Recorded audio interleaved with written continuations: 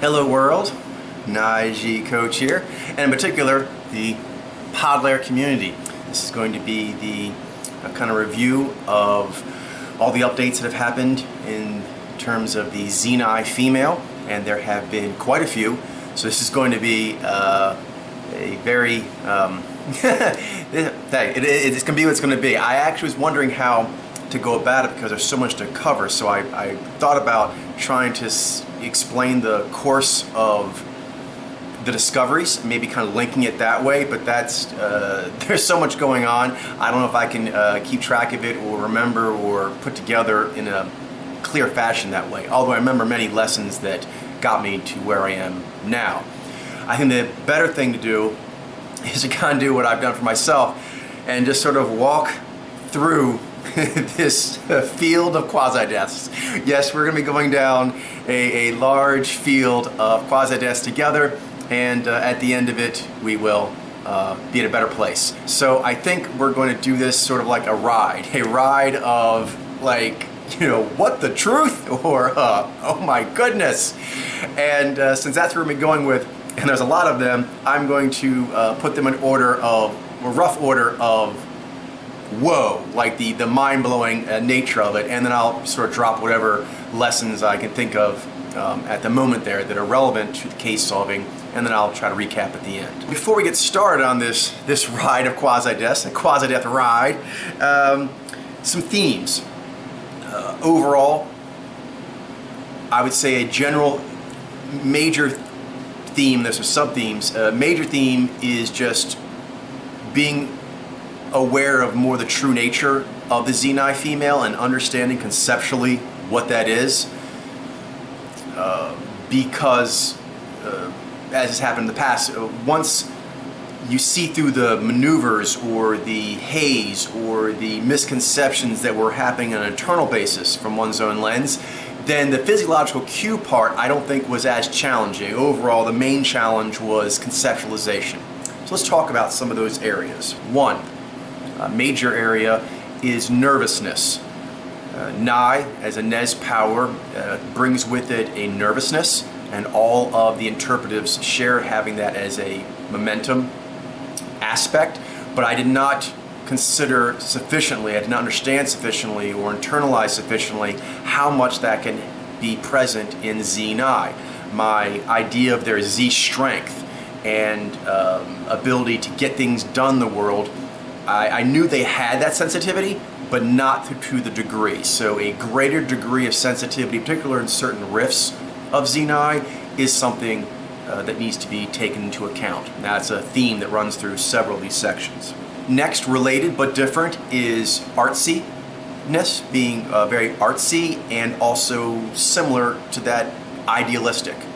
Again, conceptualizing being a Z alpha is, I didn't understand sufficiently how much the Nai, for example, can, and the Zai can influence a very idealistic, artsy way of approaching life, and critically, goal setting. There's still that Z there with the strong goal setting, but strong driving, implacable goal setting and accomplishment, but from a very artsy and/or idealistic standpoint. I was getting a taste, this is not totally new to me, I was getting a taste of this as I learned more of the Zyy'nai over the years, when I saw some of the things that they were doing as authors, activism. I got an idea, but it's more so than I thought.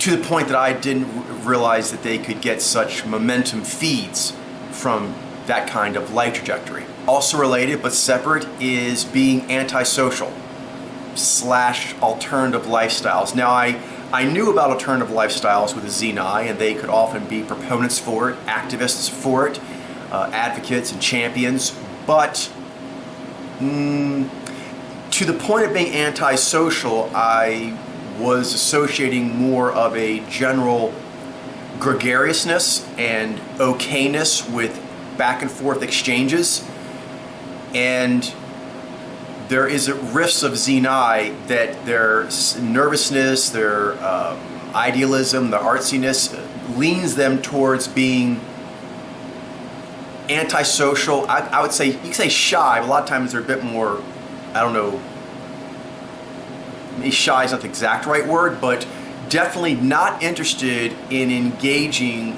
with the world's going-ons as much as you would think for an objective mojo and one using Z.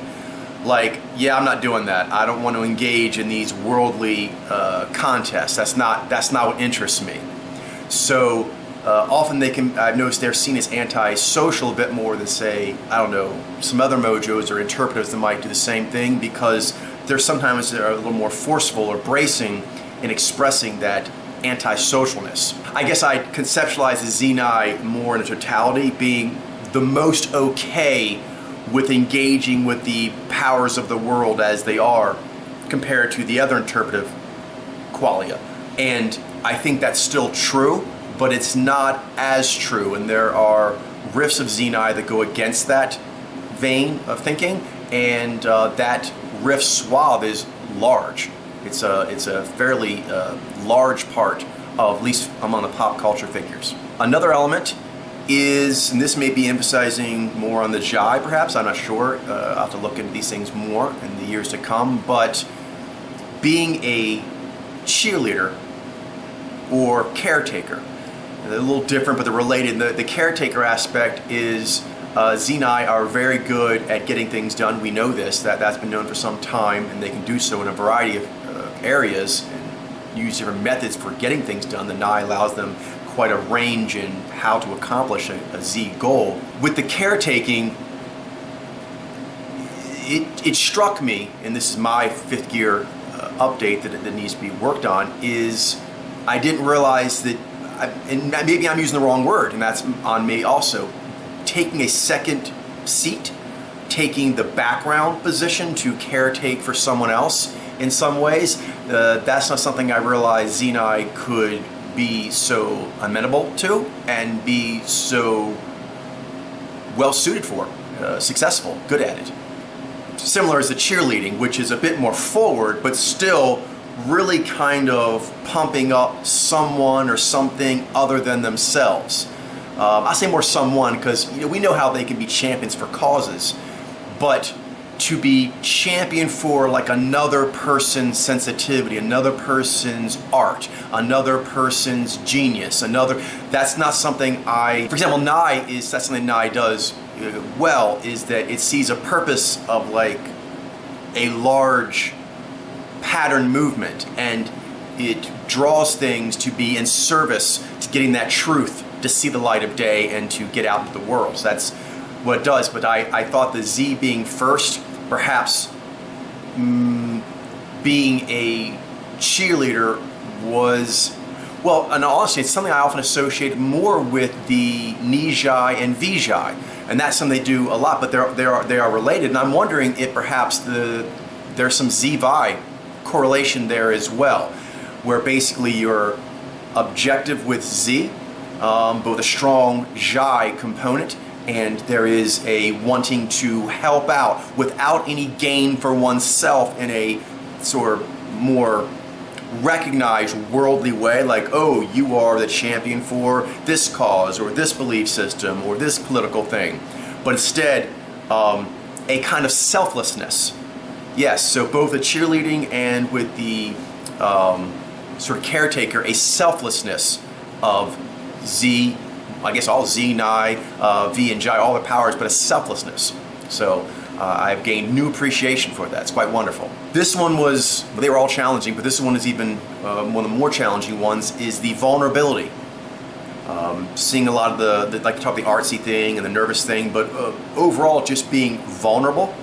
And not only being vulnerable, like the capacity, but the inclination, the desire for artistic reasons, sensitivity reasons, caretaking reasons, wanting to be in a vulnerable state and being very good at putting oneself into a vulnerable state. I am very impressed with the Zyy'nai, with the powers that they have and are so well suited to taking charge and getting things done and getting their way and being recognized and being heard, that when the task calls for it, being vulnerable. and willing oneself into a vulnerable position. This comes out later in several of the artists, for example, that I've been just wowed by over the years. The ability to just make oneself so vulnerable in such a big way, repeatedly, at will. I don't say maybe at will is the wrong word, but as a life practice, being that way, keeping your instrument open, as is often said in various artistic circles. Zyy'nai can really keep their artistic instrument open as a natural talent, and they can choose. Some riffs really choose, like, yes, that's important to me, and they get very, very good at living a life where they can keep having an open instrument. Related to that, but separate, and this, I don't have a lot here, but enough that it's interesting and worth noting, is submissiveness, which is separate than being vulnerable, but there is an element is sometimes in enjoying being in a submissive position. There's different kind of things. I'm still tracking that trend, but just for example, like E.L. James, who wrote 50 Shades of Grey, I thought that was a Zyy'nai. Objective, interpretive, has Zyy'nai, very, very sensitive, and a bit wanting to be in a submissive position, finding that pleasurable. That was very surprising. I guess, we know that sometimes people who have very dominant personalities can enjoy being submissive in certain settings, so then it's not totally unheard of, but I just wasn't expecting that as much. It really turns the light on like whether or not being submissive is something a person may choose to do for fun, for pleasure, their own personal, wanting to, because Zyy'nai obviously have so many talents for taking charge of things. Amongst interpretives, they're the most take charge and worldly, able to get things done. And so those who have those kinds of talents might actually choose to sometimes pursue the headspace of being in a submissive position and find that intellectually stimulating, find that personally fulfilling. That was a bit of a surprise. This next one seems like the exact opposite of some of the other ones, but it's related. Is that we know that the Zyy'nai can take charge and really get things done. They can assess the situation, see what do you need to do this, and then shapeshift with the Nai to get that done.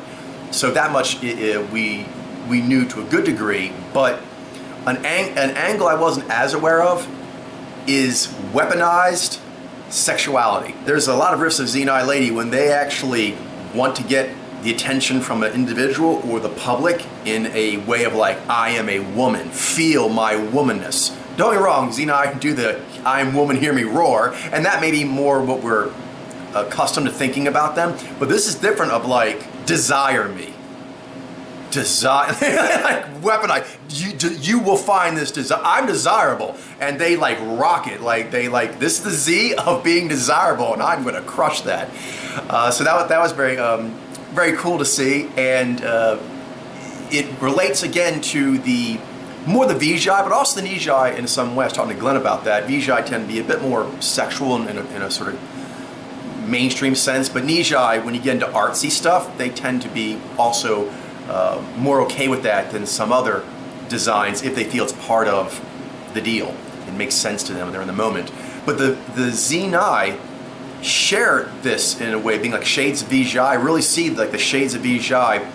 The Vijay and the Zyy'nai both can like, when they bring the sexuality, it's like, whoa, it's a full-on buffet assault. And I guess in the Zyy'nai, it's an assault buffet. Very, very effective. And I knew this to some degree. There were some people like, your personal wingman person, she gives advice and dating, how to get a millionaire husband. I knew there was some of that, but those riffs seemed a little more brazen to me, a little harder edged. But there's quite a few riffs that do this weaponized sensuality, sexuality that are very soft, very feminine. I mean, it's a full-on, invasion of your senses in a lovely way, but softer than I was thinking. All right, enough playing around. It is time to get into this. So let's start light. Poker. Poker, not a lot going on there, but several of the well-known poker people like Annie Duke and Jeanette Oberstad, they are Zyy'nai, which isn't super surprising because we did know there was some Zyy'nai in there, but for me, that pushes out some of the Zyy'nai female I thought were in there. So actually Zyy'nai female do not show up in poker much at all that I've seen so far. The few instances I thought were there turns out to actually be Zyy'nai. Another thing here is in the food bubble. We see that there is some crossover with the Zyy'nai and Vijay in music. We'll get to that later on, but also in food. So, for example, like Paula Deen and Giada De Laurentiis, and there's a few others. They are Zyy'nai, not Vijay. I believe the Vijay are still strongly represented there, but I believe that the Zyy'nai may be more so with the females. With the males, there's also, I'll get to that in a few weeks, some Zyy'nai in food, but way more Vijay males. So there's a Zyy'nai Vijay thing there as well. But with the females, I believe the Zyy'nai demographic in the food bubble is the largest demographic. All right, getting a little more intense here. Still light. We're still in the light range here. This is going to be track and field. So in track and field, I thought there were quite a few females originally way back in the day. I thought maybe they were Naiji because how much Nai I thought I was seeing, and I was seeing a lot of Nai. A tremendous amount of Nai drive and sense of destiny and greatness. That I am meant to be this legendary figure in this field. A while back, it's been a few years. I was like, no, these are pilots. I could see once I started getting a better understanding of the pilot head that these were pilots. And so I was like, oh, they're Zyy'nai. But then I was like, there's something more yang, and this is an element that has gotten a lot better throughout this, and I'll look more for in the future, is the subtleties of yang and yin, because sometimes you may think you're seeing something that is yang or yin, but it's not the yang or yin you thought of. So in the case with them, I actually pulled a bunch of these supposed Zyy'nai track stars because they look too yang to me. So I was right in that, but I was wrong in that I actually pulled it because they looked a little too yang, but I thought the yangness was Vi. I pulled them because I think these are Zyy'nai maybe. I didn't know that, but I was like, I think they're too yang to be Zyy'nai, but I think they're a pilot. It's probably a Zyy'nai. No, Zyy'nai. There's quite a bit there, but just some of the highlights in that are, say, Nia Ali from Hurdles, Evelyn Ashford, Gail Devers, Allison Felix, Lolo Jones, Florence Griffith Joyner, Wilma Rudolph. I mean, almost all the big names that you can think of. It does tend to be in shorter, like hurdles and on the track. When it gets into marathons, the dirt tracks come in more. But hurdles, all the sprints, the long jump, a bunch of things in the track and field that I thought were Zyy'nai are Zyy'nai. Touching back on the sensuality angle is that I need to look into this more, so I don't have a lot to give you here, but there is a Zyy'nai presence more than I thought in modeling. So I still think modeling is mainly the Zyy'nai, Naiji, Zyy'nai, Zhai-Vi, and Vijay, but the Zyy'nai is also a presence in there, and I have to see more of who that is. But I know that there are several cases of models that I never closed because I kept going back and forth between that's localized emoting, but that's a pilot. And I was trying to figure out if it's a Zyy'nai or a Zyy'nai, and I'm wondering if some of those cases might be a Zyy'nai. Again, this is relating to the way Zyy'nai can get things done in a way that I wasn't necessarily imagining as much. And that is sort of, for lack of a better term, housewives. There are in the Real Housewives series, I thought that was mainly Zyy'nai. The Zyy'nai are still strongly represented in the Housewives, but so are the Zyy'nai. In fact, they are as much in there. They may even be more members. But Zynez is actually a better understanding of like the Real Housewives phenomenon, and also like the mob wives thing. So a lot of these things where you have like powerful wives of powerful people, a lot of Zyy'nai in there. Just a few examples, Tamara Barney, Teresa Guidici, Karen Gravano, a lot of the mob wives, Nene Leakes, so quite a few that I was having a hard time with. Like Nene Leakes, I was going between Zyy'nai and Vijay for the longest time, and I was like, that's so disparate. But it's because I was seeing shades of Vijay, but I was polar, localized emoting. And I was like, what is it? What is it?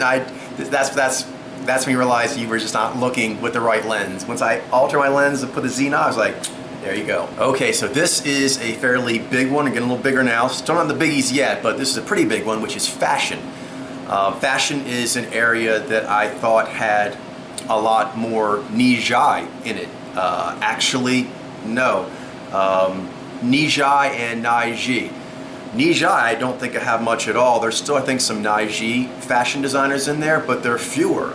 I think the majority of the fashion designers are Zyy'nai. Just to give you a taste of that, we have Elisa Jimenez, Dorit Kemsley, Zandra Rhodes, Donatella Versace, Miuccia Prada, Carolina Herrera, and Anna Wintour. So big names in fashion. Zyy'nai. All right, now this may not be a big deal to other people, and maybe they saw this coming. For me, this was heavy. This is quite heavy. And it's one of those things, again, where sometimes going to other fields and coming back is helpful. For example, when I started seeing the track and field phenomenon of the Zyy'nai ladies in there, I went over to one of the areas that I am into, which is MMA. So MMA fighters, and I'll get to this when we get to the Zyy'nai males as well, there is a greater propensity for pilot directives than I thought. I thought that it was mainly directives, it still is, but I thought that it was emphasizing Zhi mojo directives over Z. Actually, I would say it's more pilots over hunters. There are more pilots than hunters, and the Zyy'nai and Zhi are the biggest. All right, so here are some of the fighters that are Zyy'nai ladies. Layla Ali, Chris Cyborg, Ronda Rousey, Misha Tate, Juliana Pena, Sarah McMahon, Rose Namajunas, Amanda Nunes, Paige Van Zant, most of the gold medalists in judo and wrestling, all Zyy'nai. So that's like most of the top female fighters that we know of are Zyy'nai. So that was again, kind of Ronda Rousey was one of the toughest ones for me to break there. But actually, I broke her first. Once I figured that one out, I actually got the other ones because it was all together. But she, for me, her sensitivity, if you see her in interviews, she's twitchy, cagey, easily upset. You would say that she's thin-skinned in some ways, and I was not associating that as much as I needed to. And so once I got that, the other ones fell into place. Comedy. All right, so in comedy, we already knew that when it comes to the ladies, that the Zyy'nai and Nai Z, there's some other ones in there too, but those two crush in comedy. So I already knew that. I didn't realize how far it went, and there is areas that I was associating with Zyy'nai because of personal connection I felt, and also other times I was thinking Zhi Alpha, a Zyy'nai or a Zhi Vi. I could see they're very yang, but the often emotiveness that they use, the sort of how upset they get as part of their routine, I did not see that clearly enough. So I don't know if I have any more Zyy'nai female comedians, and of Zhi Vi female comedians there's much fewer. And then when it comes to Zyy'nai, it looks like the majority of comedy, because Zyy'nai ladies do like to do that, but it's mainly as part of like romantic comedies, being a quirky person, not so much being a professional comedian where they either do stand-up or the majority of their roles are comedy heavy. So a few biggies: Gracie Allen, who is married to George Burns, Lucille Ball. Lucille Ball is a Zyy'nai. Yvette Nicole Brown, Nell Carter, Lena Dunham Zyy'nai, Jackie Fabulous, Leslie Jones, Penny Marshall, Melissa McCarthy. All of those are Zyy'nai female comedians. All right, we're almost to the end of our warm-up. I know, you're like, whoa, no, we're still in the warm-up. But all right, so this seems like a transition now, a little bit more of some miscellaneous cases before I get into the heavier bubbles. All right, so interesting, just sort of maybe one-off cases. Diane Fossey, Gorillas in the Mist. I thought she was a Nai Ji, but no, she is a Zyy'nai with a tremendous amount of Nai, like her eyes really kind of penetrate. And so that's something I'm looking for as well, which is getting used to the volume of Nai being used in maneuvers as compared to the volume of Nai in a ratio of physiological cues. So I look at Diane Fossey and I just look at the cues, I can see the Zyy'nai. when I take her in as like a creature doing her maneuvers, seeing her in pictures and so forth, it's that vision at all costs. Follow the vision at all costs. That part of Zyy'nai I'm becoming more familiar with and more impressed with. Swayze Foster, she's a YouTuber, thought she might be Nai Z, but she's actually a Zyy'nai. Again, slightly longer face. I'm getting better at seeing some Zyy'nai have a little bit longer faces, and they really emphasize their zhai when making points. There's a lot of zhai moaning, a lot of zhai emphasis on what they're saying is important because of it being morally right, morally something you could bear. Just the amount of it, I knew she was logic-based, I knew she was cerebral, but the amount of the zhai and the longness of the face, I thought maybe Nai Z, but no, Zyy'nai. Carrie Greenwood. Carrie Greenwood is the author of the Miss Fisher series. That's a series that I really enjoyed. Zyy'nai and I both like that a lot. The character Miss Fisher is a detective, sort of like a flapper in Australia, and she is very, sexually liberated, and she is a, go-getter, and she's always pushing herself into situations that, people say she shouldn't, but she's not hearing that, and she's awesome. She's funny, she's sexy, she's smart, she's cool, she's classy, she's awesome. So in the show, she is played by a Nizai, and her love interest is a Nai Z, the actors. But the author is Zyy'nai, and when I saw her, I immediately saw that she had zhai. So I thought she was Nizai. I thought the author was Nizai, but she's not. She's a Zyy'nai that is more. I'll talk more about authors in a bit, but she's if you look at her, she looks like she's very sweet and shy, not what I imagined Zyy'nai being, although I've gotten over that a lot in different ways. The authors helped me a lot in this particular way.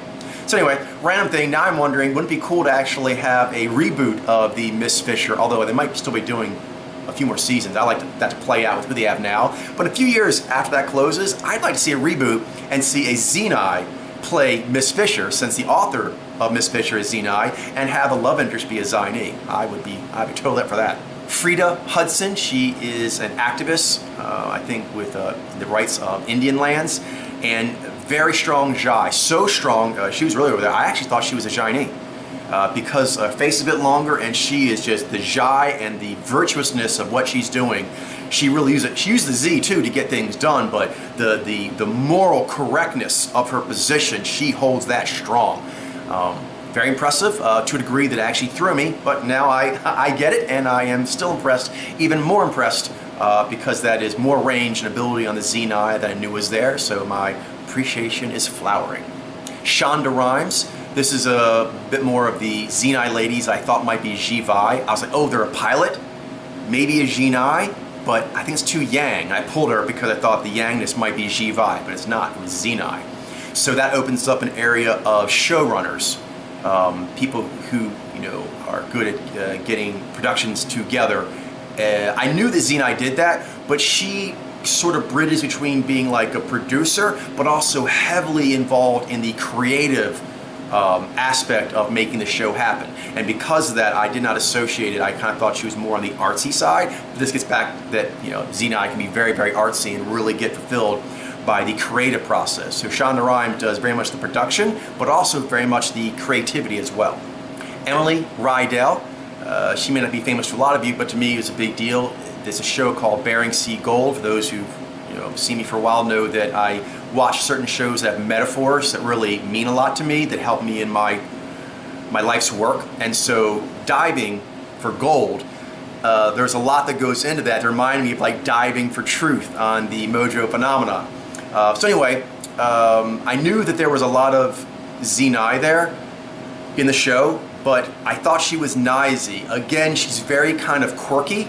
She's not as reliable or steady as you tend to associate with Zyy'nai. She's more neurotic, but she's very ambitious, but it's a bit dreamy. She's kind of like a bit of a dreamer, and so I didn't associate that Zyy'nai do that, but they do. Mary Catherine Ham. Mary Catherine Ham is a political commentator, and I had her down as a Nai Z because of her wit, her looseness, and she's very good at making points. I mean, she can be pushy, forceful when she needs to, but she often really relies heavily on her wit. She outmaneuvers people that she's talking to by being funnier, by seeing angles they missed. And so I did not associate that enough with the Zyy'nai. So I saw Der Serb, and even her face looked like a pilot, but I went with Nai Zee just because the way she wins, the way she goes about getting her wins was slinkier, more cunning, more witty than I was associating with the Zyy'nai.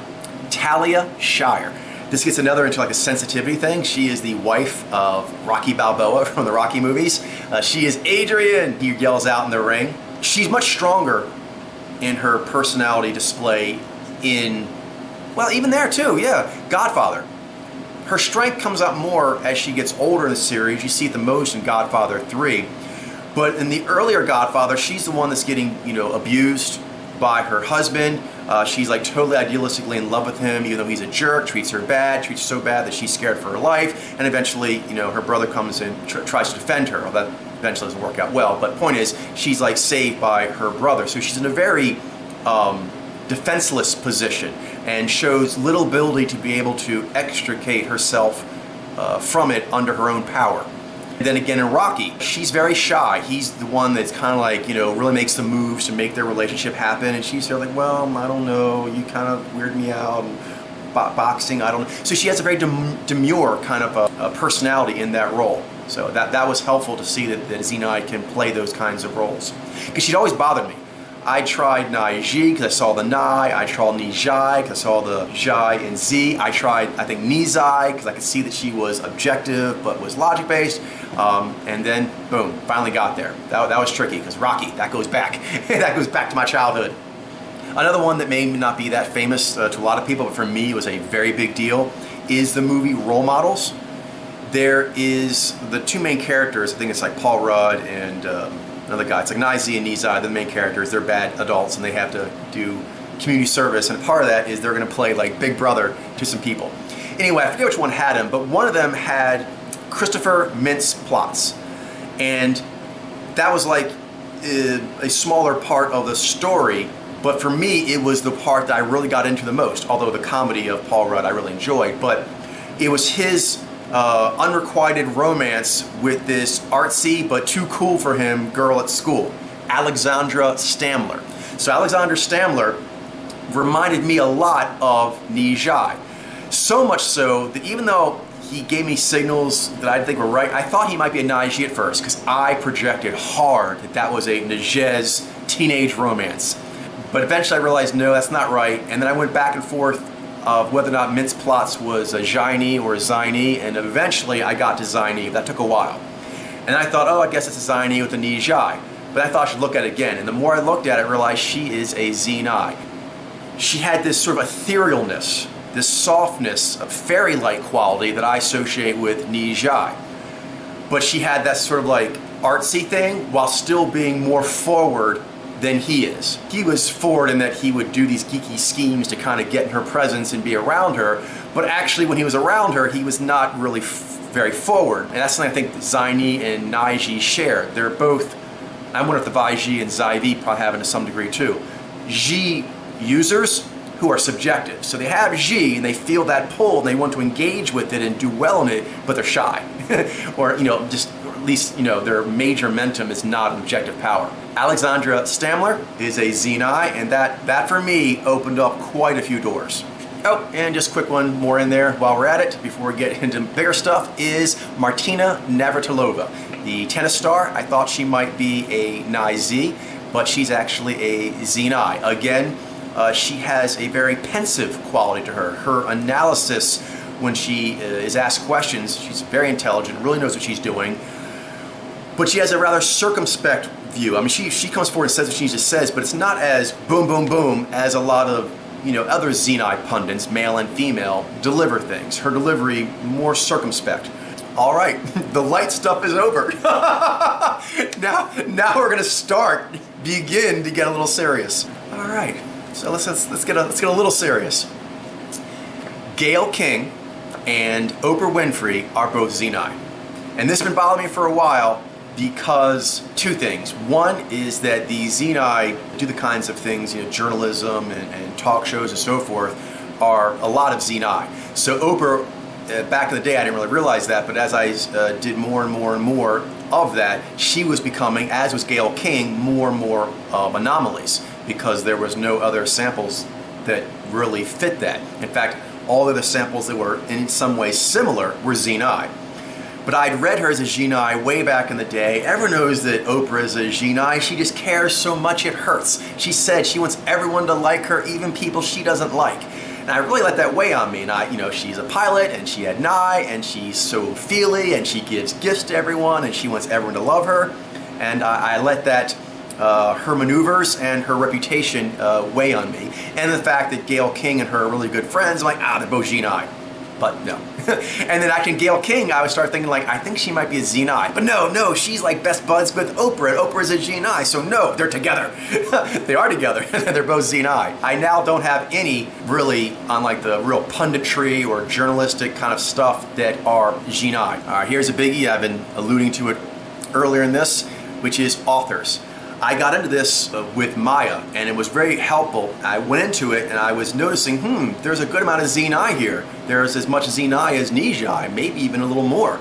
And the more I got into it, more and more authors I thought were Nijai were Zyy'nai. This has a lot to do with, I would say, just preconceptions of what I thought authors would be like, but then also the subject matters they covered and their demeanors when you interview them.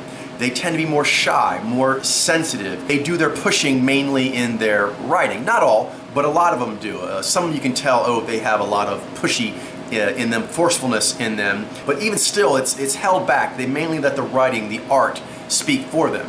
And then, getting back to some things I mentioned for the themes, vulnerability, sensitivity, empathy, life events that really hit their moral compass and they have never really, that's never left them.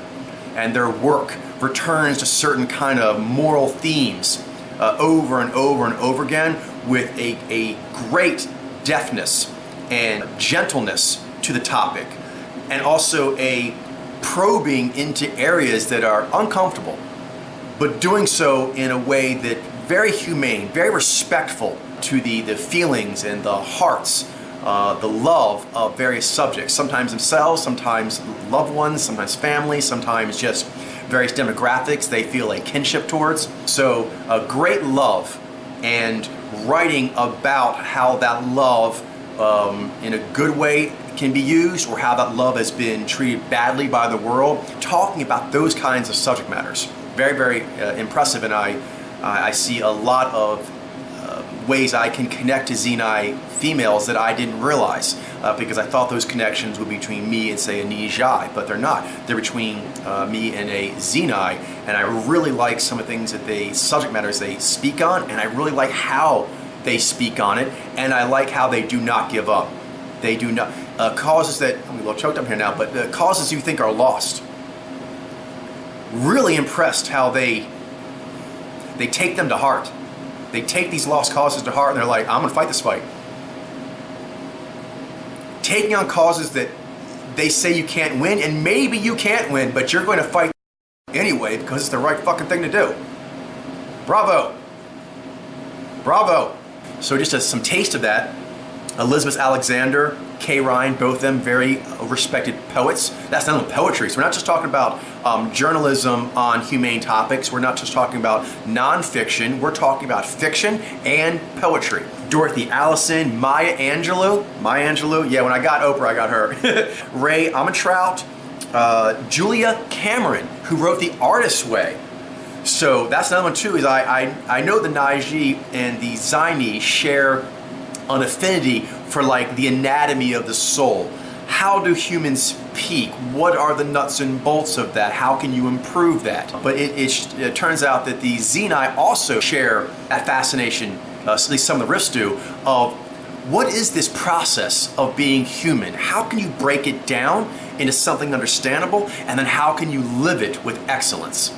Really cool. Sylvia Day, Mary Peterson Haddix, E.L. James, I mentioned earlier, Wendy Penny. She wrote, along with her husband, I believe it was ElfQuest. Love ElfQuest. ElfQuest is an awesome, awesome story. One of the many comics I enjoyed that would bring in mature themes, mature dilemmas, moral dilemmas, and how it works out. Gray areas of morality. I quite cared for it. So, Wendy Penny, the co-author of ElfQuest, is Zyy'nai. Oh, and vampires. Anne Rice, queen of vampire and also just generally like, you know, nouveau sexy goth. She's boss. She is a Zyy'nai. Again, this makes me wonder about some of the characters that I have read a lot of her over the years. I'm wondering, I was thinking, the relationship she was talking about, I was thinking that she was maybe like Naiji with Naiji or Naiji with Nijai. Now I would really like to see some of her works recast where they put Zyy'nai males in the leads, like Interview the Vampire and things like that. That'd be really cool. So that would totally work. I would pay good money to see that. Probably goes without saying, but I'll just mention it now, is that the Zyy'nai females, among female authors, by far the largest demographic. There's way fewer Nijai females than I thought, bordering on there's not hardly any there at all right now. And Naiji females, they're still there, but they're fewer, and their works are less well known. There are more Zyy'nai females, and the Zyy'nai females have done works that are more well known. I mentioned earlier about the sensitivity. It's enough of a riff I thought I actually would sort of make it its own thing here. These are some examples. They're from a variety of different fields, but the sensitivity is the common through point. Lady Gaga. So obviously she's a great performer, but she's known for being very, very sensitive. She doesn't like to show herself. She hides behind the various shape-shiftings that she's doing. Yeah, that combination of forcefulness and sensitivity, very, very impressive, and I wasn't aware of quite how neurotic in a cool way. I mean that in a way of like, I have an easier time knowing how I talk to that person. Lady Gaga has the kind of sensitivity that's like, oh, I think we could understand each other maybe better than certain riffs of Zyy'nai. So that's actually very, very cool, and it highlights a kind of genius that Zyy'nai have. I knew they were very smart. I was seeing that in a more technical aspect and not seeing how imaginative the genius can be. And for example, like Lady Gaga is known for having little respect for money other than how money can help her do her art. She's proud to say that she does not save a lot of money. She doesn't, you know, try to become a big player, a baller. She wants to do art. And if she gets more money, she's going to do more art. If she gets more social coin, she's going to do more art. So, awesome. Julia Cameron, Artist Way, mentioned her. Commander Holly, she's a vlogger. Again, sensitive, sort of soft, does like the purple hair thing. Thought she was an Nijai. Nope, Zyy'nai. Judy Garland. I'll get into actresses later, but she was really tough for me. So shy and sensitive. I mean, she's a belter when it comes to her performance on stage and so forth, but she's known, like when she's interviewed, she seems so tremulous, easily damaged. That was one of the outliers that really helped me once I was able to see that she was a Zyy'nai, because she was giving me the signals, but I just kept going between Nijai and Vijay, trying to figure out which one of those it was, because the idea of her being a Zyy'nai seems so foreign. But her doing Wizard of Oz is not actually that unusual. There's other Zyy'nai females that kind of do the lost little lamb who finds her way through a wild, crazy, imaginative world. So once I broke through there, it helped me break some other things, which I'll get to in the acting. But her is very, very sensitive. Nan Golden, the photographer, known for photographing some more sort of sensitive subjects, and the kind of subjects that would not let a lot of people record them in any way. So she has a demeanor that puts sensitive, marginalized individuals at ease. So that was one. So sensitive and able to use sensitivity. I mentioned how Naiji and Nijai can do that for each other, for example, where they're both sensitive in a way, but they can actually use their sensitivity on each other to reduce feelings of angst. The Zyy'nai also can be very, very good at that. Alison Gopnik, the child psychologist, again, I thought she was going to be a Nijai as well. Nope, Zyy'nai, again, with a great attunement to those who are in a fragile state and how their preciousness must be safeguarded, must be advocated for, must be have a proper, loving, caring keeper. E.L. James, mentioned her already, but also say Curly, the music artist. She reminds me a bit of Bjork. Both of them very, very sort of artistically sensitive, and they like to do where their imagination takes them, and they do not like to be told how to do their art to be, quote unquote, more successful. They don't care about that. They care about doing their art the way they want to do their art. That is the measure of success. So a really cool combination of sensitivity and willfulness. I'm a fan. Rosie King, she was that TED speaker who has autism, and so Zyy'nai also can have the autism. Not that I didn't think they couldn't, but of the ones that we knew of, more of them seem to be Naiji, Zyy'nai, and Nijai, but the Zyy'nai also gets in there. That's interesting, Nijez and Zunez. The Zyy'nai makes more sense because of, being subjective. It's not as easy to engage the world. But the Zyy'nai also share in sometimes difficulty engaging with the world in the way the world expects. And one more is Colleen Seidman. She's a yoga instructor, and she kind of radiates this sort of peaceful, benevolent, helpful energy. That's a Zyy'nai doing it, and it's really, really awesome. That's again a case of not letting the maneuvers she's doing throw me from what the physiological cues are doing, because her maneuvers are really putting people at ease and helping them move forward to better ground with their mind-body connection in a way that works for them, in steps that are proactive but are not too much that they get overwhelmed. Very, very gentle, very helpful, while still being, emotionally vigorous. All right, now we're start getting into some of the biggies. Those are the middle ones. So we did the lighter ones, we did the middles, and now the biggies. One of the biggies is acting. So in acting, I knew there was some Zyy'nai, but I was more familiar with them from a comedic background, or more from a, wrong word here, but a ball buster. Not in a bad way, but just sort of like, take charge. So comedy and take charge. But there are other varieties, ones that can be more quirky, sensitive kind of thing, but also a femininity. Particularly, this gets back to Alexandra Stamler, a kind of ethereal femininity, very kind of artistic in a way where you're more concerned about the vulnerability of their zhai that you often may associate with, say, Nijai, Zyy'nai, Zhai-Vi, things like that, and not so much, even Vijay, but not so much with a zhai modulation mojo. But they really do have that. And there are several examples in here where there is this very feminine face with a strong kind of square jaw. And I really wasn't sure what to make of it. And several of these I was going through Zyy'nai, Nijai, and Nizai, the objective interpretives. And I was like, it's a pilot, but it's zhai, but it's logic-based. I was just all over the place.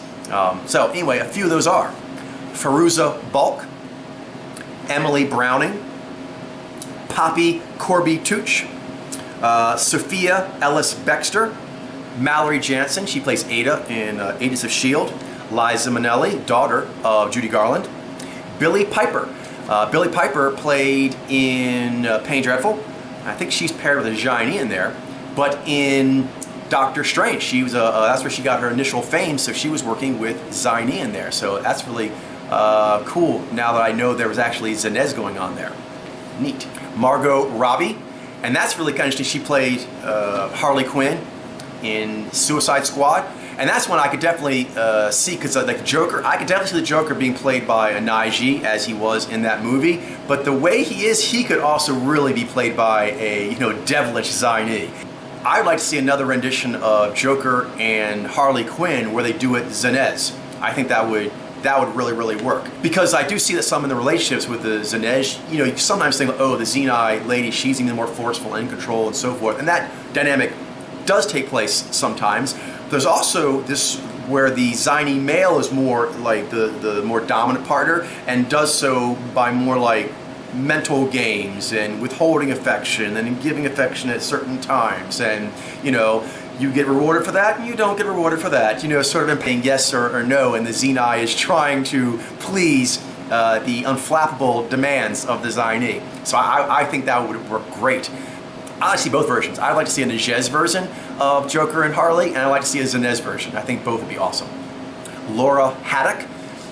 Laura Haddock played some show I watched her originally, like a period piece, and she did play very strong-willed in there, and that's why I was thinking she was a Zyy'nai. I thought that she was for Zyy'nai, and I still thought she was a Zyy'nai when I saw her in Guardians of the Galaxy, but something was just so strong about her, I was like, why is it's not settling right? But boom, once I cracked these very feminine, ethereal, square-jawed beauties, I was like, aha! Speaking of square-jawed beauty, Olivia Wilde. Olivia Wilde is a Zyy'nai. So I thought she was with Jason Sudeikis. That was a Nai with a Zyy'nai. Nope, it's a Zyy'nai with a Zyy'nai. Alison Sudol. She's an actress and a music artist. She played in that new J.K. Rowling one with the Beasts, and I think that stars a Zyy'nai in there. One nice thing, if you guys want to see the difference between a Zyy'nai and a Nijai, I believe that one has both. There's two main females that are with the main character, and I believe Alison Sudol is Zyy'nai, and the other one, her name escapes me right now, I believe she is Nijai. So that's kind of cool to see those two mojos that can be similar, particularly when they're artsy, like say in that kind of fantasy show. You see them, I don't know if they share screen at all, but they're in the movie together and they both have a significant amount of screen time. So that would be cool to see. Okay, wait for it, wait for it, wait for it. Elizabeth Taylor. Elizabeth Taylor is a Zyy'nai. And I'm pretty sure that I don't say pretty sure, but I believe she didn't marry, although she married several times, a Zyy'nai. I think she may have married like other Zyy'nai, Naiji, Naizi. She married a bunch of stuff, but not a Zyy'nai. Maybe that's why she married so many times. Maybe she got herself a nice Zyy'nai. That would have been the one for her. Again, that sort of square-jawed, very feminine beauty with sometimes weaponized sexuality. Salma Hayek. Salma Hayek is a Zyy'nai. Camille Coduri. Camille Coduri is the mom of Billie Piper from Doctor Who. Yeah, the mom and the daughter are Zyy'nai, which works out really well. Yeah, because I saw the banter between the Doctor Who and Billie Piper, and now I realized, oh, that was Zynez, but there was also banter between him and her mother, so that was also Zynez banter. Fran Drescher. Fran Drescher is a Zyy'nai as well. She always reminded me of Joy Behar, but she had a bigger smile, and that's when they helped me out too. A lot of these ones I mentioned here, Emily Browning and several of them, they have these big smiles when they smile, but it is localized, so I have to kind of take in. Also, I think because they are directive and so good articulation, the way they use their zhai can sometimes seem like it's a bit more aware emoting than it actually is, but that's because they are so aware of ongoing dynamics. Their Z combined with the Nai makes them very aware of what's going on, and that their zhai unawareness is sort of folded into their overall strong situational awareness. Isabella Rossellini and her mom, Ingrid Bergman, are both Zyy'nai. Isabella Rossellini was a model as well, so this gets into some of the Zyy'nai modeling mentioned earlier. Mayim Bialik. Mayim Bialik is Zyy'nai, so that is right. Her and Sheldon from Big Bang Theory are a Zynez couple. That is awesome. So now if you want to see like some and that gets into the thing about how sometimes the Zyy'nai is actually the more dominant partner, and you would think would always be the Zyy'nai. No, sometimes the Zyy'nai is, their impassiveness is actually the strongest thing. Their impassiveness combined with their sense of perfection about how they do what they do, and the Zyy'nai kind of has to work around that. That is the tower, it's not moving anywhere, that's a given, and the Zyy'nai must work around that given. That's actually a lot of the comedy of how she loves him, but it takes a lot of her Zyy'nai powers to work with his demanding control of the environment and of ideas. He does both, but he's earned it because, as she says, he is super smart. He's super smart. He's very good at what he does, and although he is a bit odd, he does have a strong moral character. He has a code he believes in. It can be weird and annoying sometimes, but it is a code. He is an ethical person, and she respects that. So he's smart, he's hardworking, and he is ethical. Lauren Socha, oh, she gave me a tough time. I had her down for the longest time as a Zai, but she always kind of seemed yang to me. And again, this gets into the yang thing. What kind of yang? More often, I thought maybe it was a Jivai or something. But in her case, I actually even wondered if she was a Zai. I was like, she a Zyy'nai? Because she looks like she's objective and logic based, and you know, in movies and shows that usually means it's a Zyy'nai. I was like, no, I don't think so. And I'm just so unfamiliar with it that I thought perhaps Zyy'nai, but nope, it is a Zyy'nai. Now I didn't watch that show that she's famous for. I think it's called Misfits, but there's a guy in there that's a Zyy'nai. I thought he was a Nizi, but he's actually a Zyy'nai. I realized that after I started watching him in the show Preacher. There's the Naiji guy, his Nijai lady friend, and his best bud, the Zyy'nai vampire. That show's awesome. So, not so bad, right? Not so bad. All right, so now we're gonna get to biggies. Are you ready? Here we go, it's a big biggie. Music artists. This is one of the ones that had the most movement of all of them. In no particular order. Here we go. Barbra Streisand, Pam Tillis, Tanya Tucker, Tina Turner. Yes, I have pulled Ike Turner. I'll be looking at him next week. Shania Twain, Miss Kitten, Jeanette Napolitano, Joey. Everybody knows. Man, those songs, they got me through a lot of hard times. Broke my heart and got me through a lot of hard times. Sinead O'Connor, Nothing Compares to You. Man, they can really just pierce your soul. Hillary Scott, Nina Simone. I got her when I got Oprah and Maya Angelou. Patti Smythe, Regina Spektor. Oh, that song On the Radio. I don't even know exactly what that song means. It's so quirky and idiosyncratic and just kind of like poetry. You're not supposed to know what the exact meaning of it is, but it's just haunting. I've listened to that song over and over and over again. I really, really like it. A lot of times I just need to feel something. I listen to that song. So, Zyy'nai ladies, you have helped me out quite a bit through your music. Merritt Larson from M2M, Curly, Bjork, we knew those, but Joan Jett. Oh, Joan Jett. Joan Jett is Zyy'nai. Very slinky, lots of nai, lots of zhai, but I believe that is quite localized emoting. I believe that is source level Z bracing cheeks. Joan Jett. Halsey, Blondie. Oh, Blondie had so much impact on me. And she seemed like she might be cool with a person like me. Not her particularly, but someone like her. I like the idea how she was, you know, kind of like pushy, like she's going to get the love interest she wants to notice her, but she's kind of like artsy, nerdy, weird, but she's going to get that person's attention. I really like that, and that's I think I think perhaps maybe the Nijai and Vijay might kind of share as well. That pushiness. That's something I do like about about Nexi, but in this case it's actually a Zyy'nai doing it. And sometimes I really want kind of like the proactiveness of my other to, kind of come to me and realize, oh, that person's a special kind of thing, but they're over there quiet by themselves. I'm going to get their attention. I'm going to pull them out of their shell. I need that a lot. So that's something that kind of called to me quite a bit. Jessie J. All three of these singers or music artists from Pussy Riot. Chrissy Amphlett. Not the most well known, but she was in the band Divinalists, and she did the song Touch Myself. And I know it sounds a bit risque, whatever, but it was just good natured and fun and raunchy but cool. I really liked that song. I liked someone actually just being so good natured about their sexuality, and why not? This isn't weird, it's fine. I was like, yeah, it is fine. So thanks for teaching me that. Pat Benatar, Mary J. Blige, Alessia Cara. She was tricky because she has a bit of the rounder face, as does Nicki Minaj, but they, I believe, are both Zyy'nai, as is Shaka Khan. Shirley Bassey. Oh, Shirley Bassey has sung more of the most well-known James Bond theme songs than anyone else. So James Bond, big part of my childhood, bond with my dad on that, and he and I were both huge fans of Shirley Bassey. Sky Edwards, Sky Ferreira, Lisa, Little Boots, Katie Lang, Lady Gaga,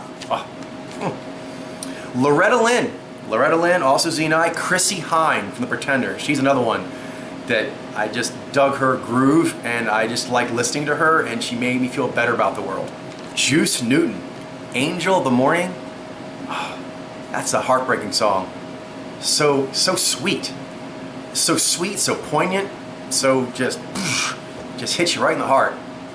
Awesome, legend. Juice Newton, Zyy'nai. Dolly Parton, a little of that weaponized sexuality for you. Both sisters, Ann and Nancy Wilson from Heart, are also Zyy'nai. Oh, Heart, man, they have so many great songs that meant a lot to me over the years.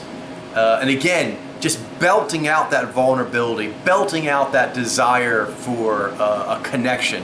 It helped me get in touch with my own need for connections that I'm not having, and that I want them even if I can't have them. And it's better to feel the pain of not having what your soul truly wants than to act like your soul doesn't want what it wants. Beautiful.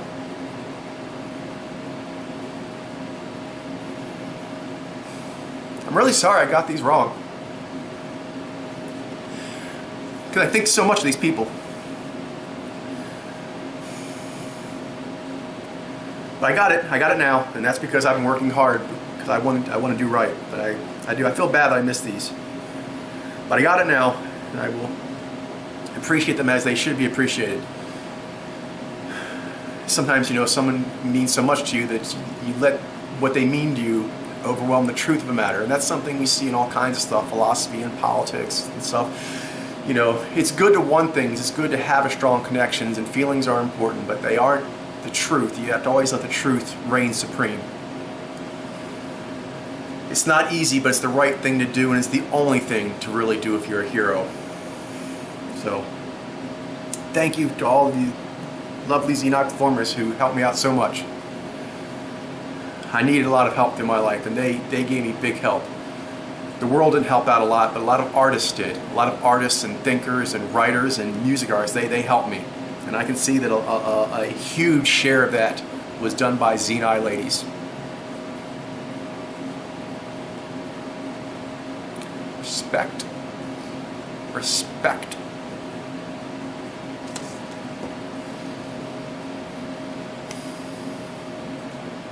Okay. My spirit's on my mind on this, but I want to make sure everyone knows my mind on that.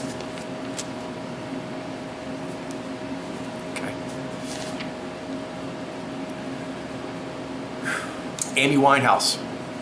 Amy Winehouse, again, powerful performer, big effect on me, vulnerable, fragile even.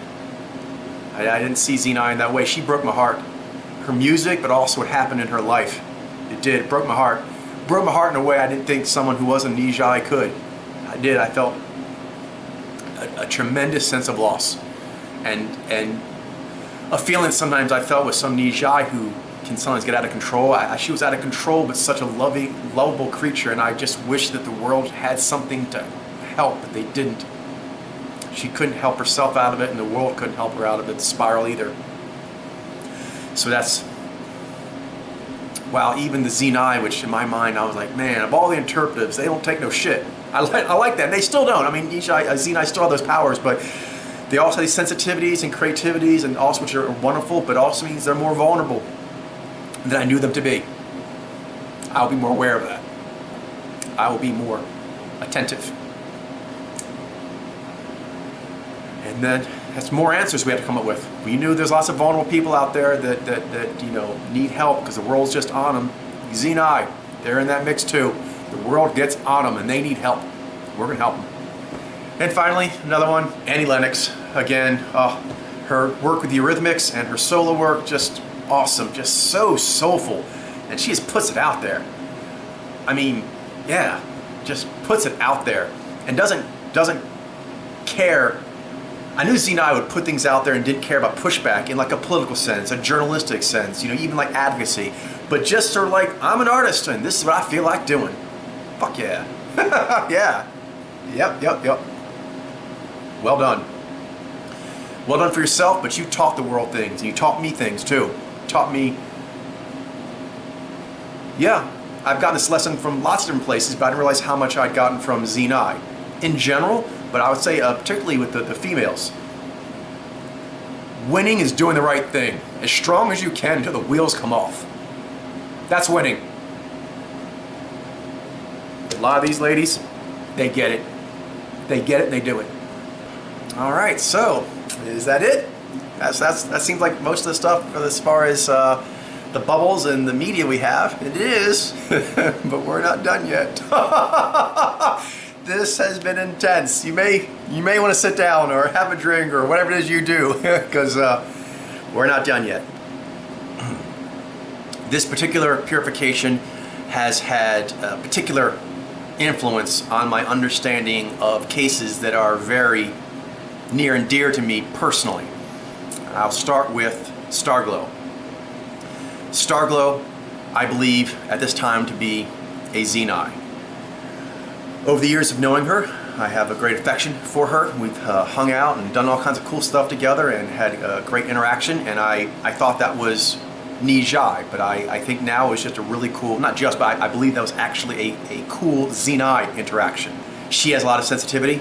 She feels the pain of the world greatly, and she has a great sort of empathy for the plights of those who don't have the strength they need to get what they deserve to have as part of their peak path. There's no reason they shouldn't have it other than the world just arbitrarily doesn't let that happen because of civilization, biases, whatever. I've always really liked that. I always knew that she had a strong Z braciness. I mean, everyone knows I've mentioned that many times over the years. I've mentioned that to Starglow. As as far as like me interacting with her, I was like, I sometimes have a bit of a challenge with that much bracingness, and I thought it was just a very bracing Zyy'nai riff because of the rapport that we have. But that rapport, I'm learning, can be outside of Zyy'nai. Also, it helps to focus on the cues sometimes, more so than the person, although I tend to like to focus on the person because it gives me a lot of motivation and does help in general, but sometimes it can lead me astray. And so with Starglow, I've always felt, I wish I could help her more. I wish I could make the world a better place so it wasn't so, you know what I mean? And so I thought that feeling was, Naiji to Nijai, but no, it is just me, a hero, seeing another hero and respecting that. Also, the amount of Zai she has a a lot of Zai. I actually looked at her video, and because I knew that there was something I needed to look at, and I looked at it, and Starglow actually, I wasn't going to say anything at first. I've been working on this for months now, and I realized there was something going on, and I was keeping it to myself until now. But she actually emailed me as I was doing some of the work and said she was confused herself now. And I told her that I was too, and that it was in the course of things.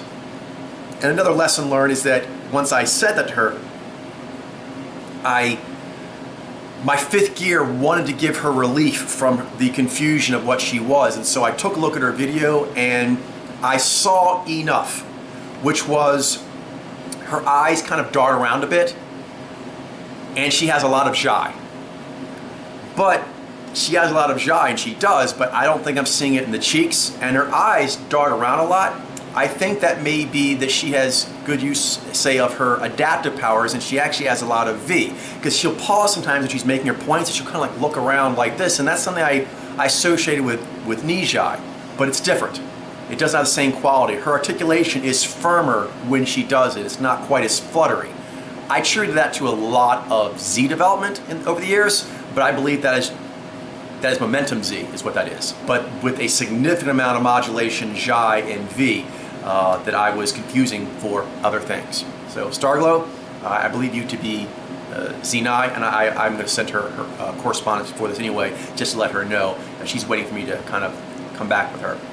But I just thought I'd mention also is this something to watch out for, is this desire to close the case. Once I knew that, shoot, she's aware that there's some ambiguity with her case, and then she said in her email, like, this ambiguity, it's very uncomfortable, and I imagine it would be, and I wanted to alleviate that. So it's good because it pushed me really hard on this case, but at first I didn't handle it well enough, and I actually wrote her back saying, I looked at you and I still think that you're a Nijai. But then like a day or two later, I was like, I'm so sorry, but actually I need to keep looking at your case. And she was very understanding, thank goodness, because it's very challenging, and that made it as easy as such a thing as this can be. Phew, we're done, right? No. No, we are not. Okay, so another person in our community, for those who are on our Facebook site, for example, Zyy'nai. Zyy'nai is a Zyy'nai as well, I believe. When I cracked several of the music artists, there were ones that reminded me of her. Again, she's very artistic, has a lot more of the nervous energy, and she has a strong slinky amped. And slinky amped can seem like bobble if you're not careful about it. And the fact that, you know, she identifies as being a Zyy'nai, that felt comfortable for her. But I believe that Zyy'nai is a Zyy'nai. Now, I think Starglow is open this. Zyy'nai, I don't know how much of a surprise this comes to you, but I believe this to be the case. On all these that I'm doing here, I'm going to make these soft reads for right now because this is so heavy, and then we'll see as we go forward if there's anything that shakes up from here. But I feel I feel certain enough that I should say what my leanings are. I believe, more than leaning, I believe Zyy'nai to be a Zyy'nai as well as Starglow. Yeah, that changes a lot of things for some, you know, yeah, that just changes a lot of things. Because I've known her for several years, we know some people together, so there's like a whole bunch of like, you know, social context that all comes to the point of view of, I thought that social context was coming from an Zyy'nai. But actually social context is from a Zyy'nai, I believe, so, whoa. Another situation like this is I told Jailene, I was like, I think Janina might be a Zyy'nai. With all this Zyy'nai thing going on, I think she might be a Zyy'nai.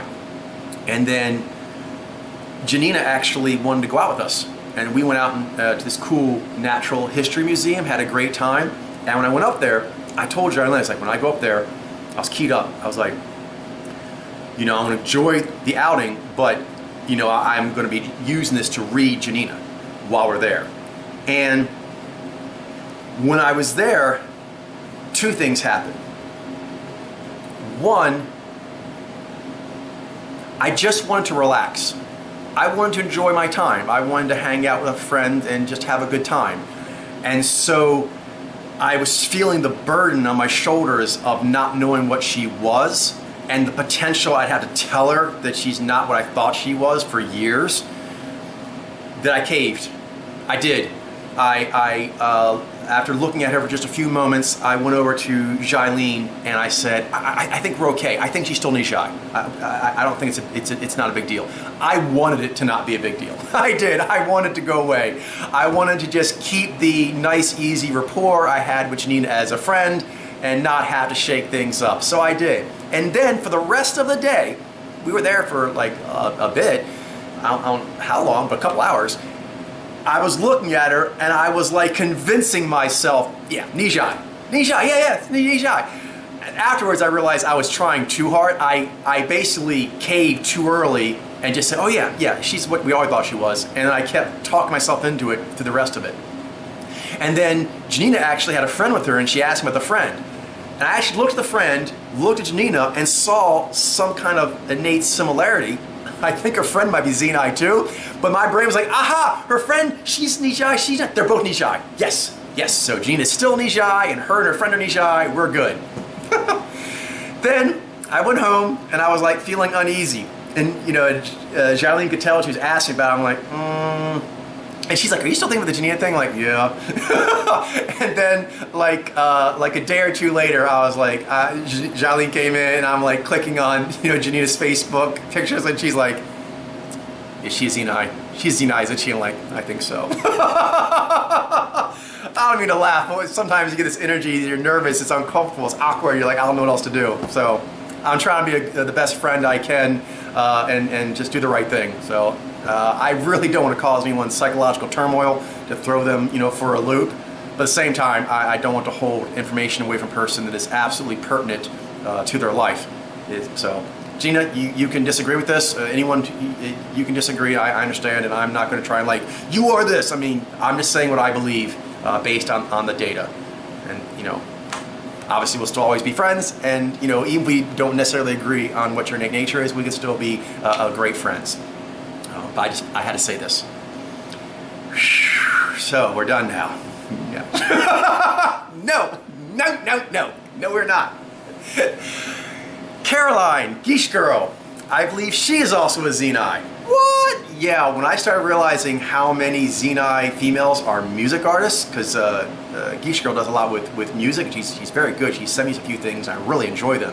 And what I mentioned to her several times is how soulful she is. She's very soulful. And I just did not associate that enough with the Zyy'nai. Now, she had her face seemed a little unusual to me, and I was like, over the years, but I was like, I think maybe it's just, maybe, that's not wrong, but like an ethnicity thing, maybe some people have stronger cheekbones, certain nationalities, ethnicities have stronger cheekbones, so that's why I thought it was. But now I'm saying no. So the strength of her cheekbones I thought was maybe an ethnicity thing, and then she has so much soulfulness in her singing and so forth. And I don't want to give details or anything, but she and I have talked over the years, and so sometimes she has felt that she has not been treated as well by the world in different circumstances as she would like. And that sense of being aware of impingement but not sure quite how to go about rectifying it is something I associated more with Zyy'nai. But Zyy'nai can also feel that dilemma of not sure how to get what you deserve, to be treated the way you should be treated, and so forth. Zyy'nai can very much find themselves in that dilemma as well. A disconnect between their visions and their poignancy versus being seen and respected in the world the way they want. And then also, Geisha Girl has a large smile. She has a big, wonderful smile. But Zyy'nai can have big, wonderful smiles that really are, beaming like a sun, and it's wonderful. It makes you feel warm and lovely. But I believe that's a Zyy'nai. So again, Geisha Girl believes herself to be a Zyy'nai. I think she's very comfortable with that understanding of herself. So if this is difficult for her, I understand. If she doesn't agree with me, I understand. So I'm not trying to force you to believe anything that you don't want to believe. I can simply state what I believe things to be, and to do so because I think it's the right thing to do, and then just leave it there. I'm open for any discussion, obviously, and follow up, and I'll always be here for that. But yeah, I'm just gonna kind of say what I think, and then it is what it is for you. Not that I believe that you choose what your innate nature is, your innate energetic preferences. I believe that to be something that you are born with, and I believe that it is Zyy'nai for Caroline, but I don't believe in browbeating a person. I've tried that over the years, and I don't think it's a good practice. It's something I'm going to rectify when I do more outreach going forward, and I go back to doing outreach to the internet. I don't want to try and browbeat people into agreeing with me. I'm simply going to state my case as best I can, and then they do with the information what they want, and whatever good feelings we can have and communication we can have, that's wonderful, and I consider it a gift, and I consider myself lucky. So there it is. Geisha Girl, do with this information what feels right for you. Still not done. Still not done.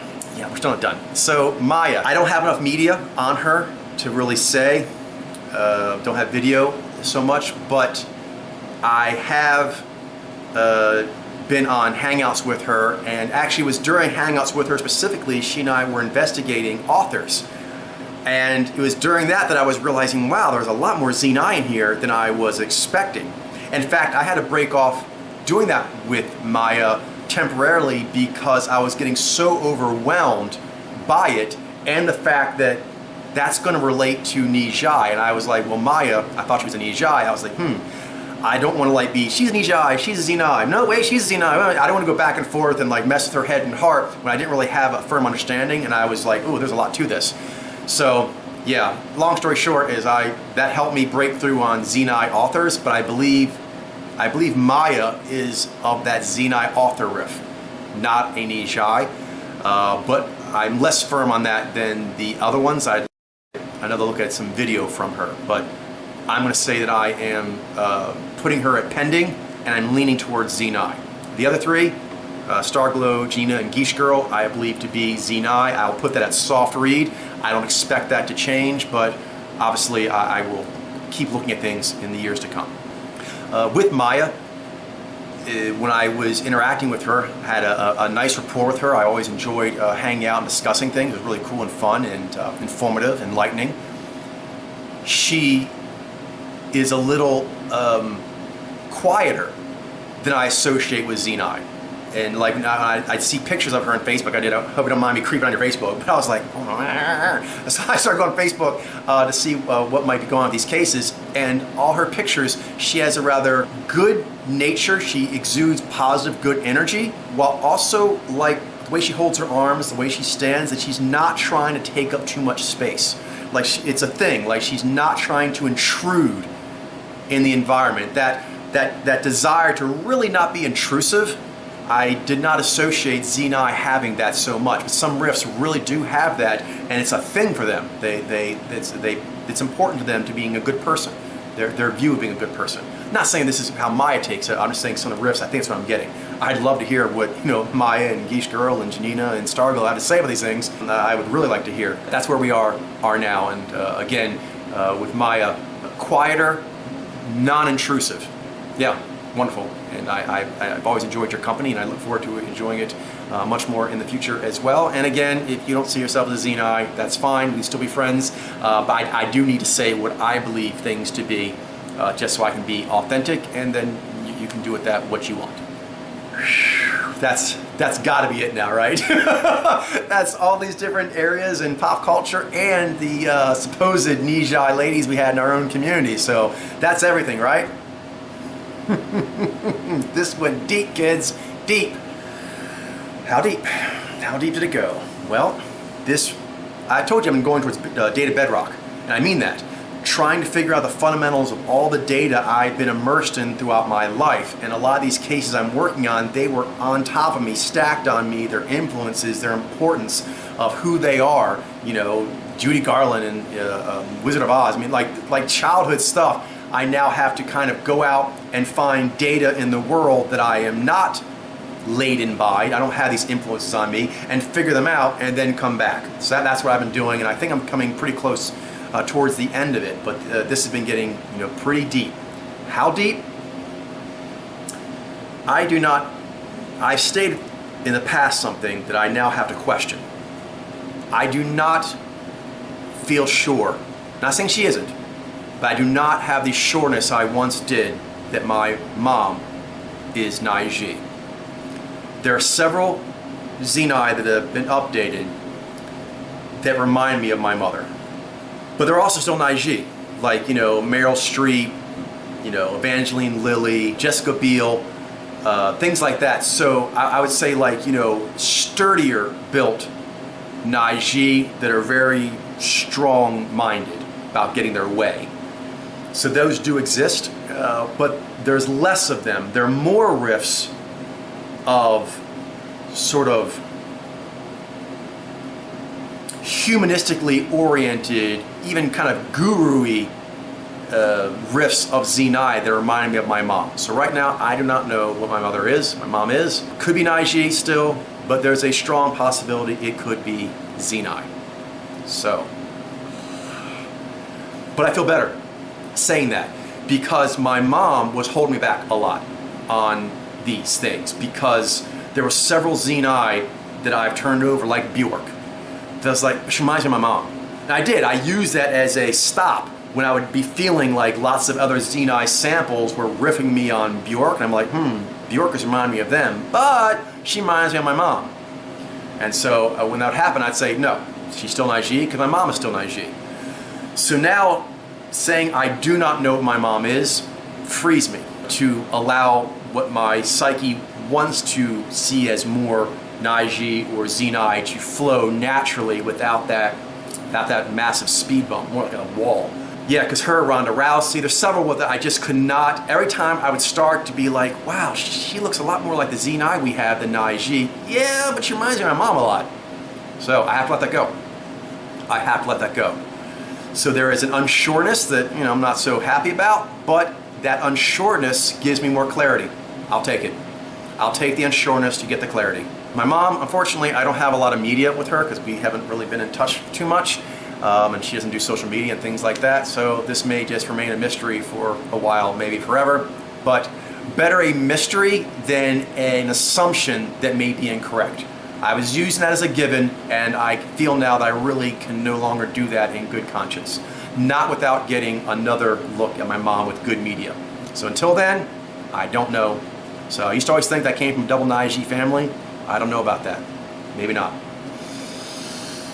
Whew. Okay, so we have gotten through that. That wasn't so hard, was it? A little hard. All right, so now here are some kind of just general takeaways after we've been through this. First is that a lot of how I got on this journey came from a loneliness I've been feeling throughout my life. I've been lonely a lot. It's made me into a avid people watcher because I have this great desire to connect with the world, but it's been challenging. And when I was growing up, a lot of that was filled through media. I'm seeing now that a lot of that media had Zyy'nai ladies in it, that they kept me company. Like, it was before my time, but there are reruns of it. For example, Lucille Ball, that kept me company. I'd come home from school or whatever, and just the world sucked, and my parents were gone. They were gone a lot on business and so forth, so we were home by ourselves a lot, and me and my sister sometimes wouldn't talk, so I would just be in my room by myself a lot. Lucille Ball kept me company. Her quirky thing, just, this happened also, they were Naiji, the same thing happened with, what's her name? Carol Burnett. The Carol Burnett show? Yeah, the Carol Burnett show was like my nanny. Carol Burnett show, Lucille Ball show, these things actually kept me company and taught me a lot of stuff. They were zany and quirky, but they actually still had like morality in there. I learned quite a bit because in my upbringing, I was taught be strong. Strong mind, strong body, strong spirit, strong heart, strong money, strong. It was a mantra. So I got that from, my parents in the neighborhood. I was a white boy, everyone else was black, and so being a white scrawny boy was not so easy to be. So again, be strong, hide weakness. Then I went to a very challenging religious school. And again, your faith must be strong, your academics must be strong, you must do this for the community in this way that supports our way of our ideology. And I was like, So I really leaned into various media to help teach me, comic books and so forth, but also comedians or artists that had a lot of pathos, who had a strong moral fiber, you would see Lucille Ball, for example, her thing, she'd always find a way. She was plucky, but she'd get into trouble and she would look bad and she would be embarrassed, and that's life. And you get up, you dust yourself off, and you keep going, you keep your spirits up. That taught me a lot. To be vulnerable, to be stronger. My parents taught me a lot about being strong, and I thank them greatly for that. Strong in many ways. True, but showing vulnerability was not a big part of that. Other parts of being strong, they did very well, but that part, no. In my neighborhood, no. In my schooling, no. I had to go other places. So, thank you, Zyy'nai ladies. But now I'm realizing that's a thing, and I'm, as I look back at things from my life, I'm trying to keep that in mind by fifth gear of like, when I see maneuvers being done at me, I'm usually very good at, spotting maneuvers and how they influence me, and then going through that to the instrument making it. I now know I must make an extra effort for things that hit that part of me, that tug on my heartstrings in that way, that give me comfort in that way, which is wonderful, but I now must be aware of that those kinds of maneuvers have such an effect, a positive effect in most ways, but it is an effect, and I have to be able to look through it to the instrument, so I can appreciate the instrument and the maneuvers they're doing properly. Next, it's sort of related to that, but it's a bit more specific. Love affair. I've been doing the monk thing for several years now, so it's not like I do anything like that, but as I said, there are different mojos that maybe are not the ideal inspirational, but during different points in your life, they may be useful for you as a way of growing, healing, different things like that. And so I can definitely see that during my childhood and also later on in life as well, I've gone through periods where I've had intense ideological, emotional principles, so to speak, love affairs. These are love affairs. Not necessarily like in a sexual way, but like I admired that creature, and I would want someone like Lady Gaga, because the way she talks about, people who are marginalized and things like that, I really would like a person like that to think highly of me. So not so much like a sexual thing, but more of like, the kind of way you think of your other some way of like, I really, really want that kind of person to think I'm a good person. And that's useful. It's good to know. But now I'm talking to Lady Zyy'nai because I felt bad about it. And she's saying,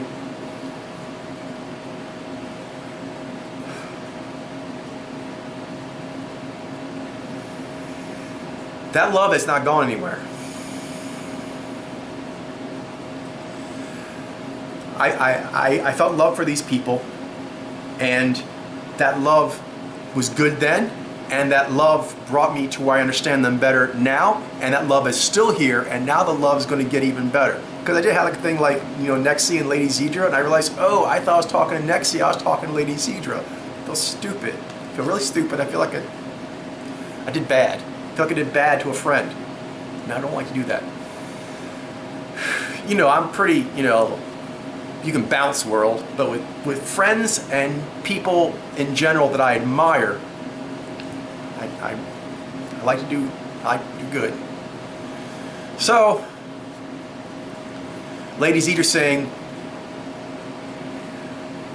you're a good boy. You're a good boy, and you loved us, and that's how you've done all these adventures and get to where you are now. And now the veil is off. And we can take our relationship to the next level. Now that you're seeing true. But all those times we had together, they're not made dirty because you didn't see things right. You were seeing things right more than other people were. You were loving us and you're wanting to honor us. And if you didn't have that drive, you wouldn't have gotten to here. And so nothing has changed except it gotten better. Because like I had this thing like, man, I fucked up. Like the Zyy'nai we thought were in our community, the ladies like, fuck. But I wanted to do right, and that desire to do right took me to here, and I'm doing right by saying it and by trying to honor what I believe is the most truthful thing. That's the way. That's always the way. So now Lady Zyy'nai and I, we're closer than ever. And she's like just kind of laughing at me good-natured, like, oh, all those times, you thought you were sweet-talking a Zyy'nai and showing off your ideas. You were sweet-talking a Zyy'nai and showing off your ideas. That's wonderful, too. And when I started thinking, I felt like I felt bad. She's like, don't feel bad. That means it wasn't good. It was good. So I talk about how much Nexi has helped me so much in understanding things and pushing me forward, but really it's all my spirit pantheon. Nexi's like my main portal into them, but there's many spirits, and Lady Zyy'nai is a big one. And there's so much that I learned from her, and I'm going to learn more going forward. And she's very adamant. Don't you for a second think bad of all those cool times we had. All those times sitting around, being dorky together, learning stuff. World's crazy, but we're in our little thing, doing our thing, fist bumping. It was beautiful. Now it's more beautiful. That's the only way to think about it. That's what she says, so that's what I'm going to do. She's saying the other way, that's just self-indulgence. Don't be self-indulgent. Don't be self-indulgent. It's good that you feel a little silly because you missed it, but silly that you didn't understand a friend as much as you thought you did, but you were trying real hard and you eventually did understand more, and you want to understand more after that. So that's a good thing. So she's kind of like, oh, she just like, yeah, this is just another part of our story. And our story's nowhere close to being done. I'm excited about that and grateful. Thank you. Thank you to Lady Zyy'nai. Thank you to all these artists and thinkers and authors that have helped me. And thank you to what I believe to be several Zyy'nai ladies in the community that have helped Podler out when so few are.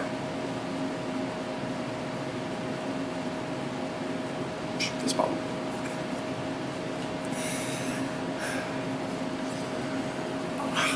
Okay, so wrap this up. Some other general takeaways is that there are areas that Nejez often are in. The Zyy'nai are often there too.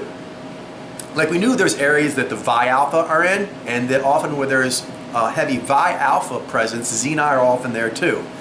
I'm now seeing that also is the same with Nejez. Where there's a lot of Nejez, often there is Zyy'nai, and Physical stuff, where you often see Zyy'nai and Zyy'nai. If you see a lot of Zyy'nai and Zyy'nai, often there will be Zyy'nai as well. So that's something to take into account now as far as trends. As a part of that, the Zyy'nai now have the title of, this is for the women and the men, the widest career range. The Zyy'nai ladies, they're in, yeah, acting, comedy, music, authors, activism, politics, journalism, yeah, science. That is the title they hold now, and I am glad to give that over. That's a title I thought that the Zyy'nai had, the Zyy'nai male, but that is not the case, and I am glad I can give that, and I give that easily and readily because I was holding on to that when the data did not actually support that. So that is, until further notice, that is now the situation on, and it makes sense too. You know, because the Nai lets you shapeshift, and the Z likes to accomplish. So it does make sense that they would have the widest career range. I thought the Zyy'nai, because having the Nai over the Z, they like to shapeshift all the time. But actually, the desire to shapeshift all the time means that certain careers are just not going to be conducive because you want to shapeshift too much. Shapeshifting too much is actually, well, it's not a big problem as far as your peak pathway, but as far as careers, for careers that actually can be an issue for Zyy'nai. But the Zyy'nai, their shapeshifting seems to work out well for them to be able to find a way in whatever career path they feel they need to be going on. So I respect that greatly. I concede that point, and I look forward to studying that phenomenon more in the future. Another thing as far as stuff that can be helpful and harmful is family connections and friend and romance rifts. So in the case of, like, say, Oprah, her close friendship with Gayle King, that got in my way of actually realizing that they were Zyy'nai. But in a lot of ways it can be quite helpful. There are several things where there was one family member, like for example, Judy Garland. Liza Minnelli is much easier to see as a Zyy'nai than her mother. And Liza Minnelli's sister is even easier to see she's a Zyy'nai than her. Starglow. Starglow gave me some media to work with, and one thing she gave me was like a family reunion thing that had a lot of genetically related female relatives and lots of Zyy'nai. So Starglow, yeah, that feeling, Zyy'nai lady, Zyy'nai lady, Zyy'nai lady. And it was a lot easier to see Starglow there. Starglow amongst her relatives has, I think, one of the softest faces. Softer cheeks, more rounded cheeks. Her relatives, more classic Zyy'nai. Demas has said about the word classic. I don't know what word we should use instead. But you're right, words are tricky. Words are very, very tricky because they're very helpful in some ways to get you from the, all nebulous, what could anything be, like onto the green. Like in golf, like get there, it's helpful. But then when it comes to the green itself, it can make getting the putt, the last part, harder. So I'm trying to, because I don't want to do away with it, but I don't want to overdo it. It needs to be balanced. So it seems to me like certain trends, certain words that you may associate with things, they can be helpful to get you in the general area sometimes. But as you get more to the specific exact answer, that becomes less and less helpful. Like I said, in the case of Starglow, her relatives were quite helpful. In the case of actually quite a few people where some of their less famous relatives were that, or in the case where their significant other is something where it's not inspirational, and so a lot of times with cases that aren't inspirational, I tend to investigate them more because they're more rare, and sometimes when it happens, it turns out that they are inspirational, but I got the answer wrong.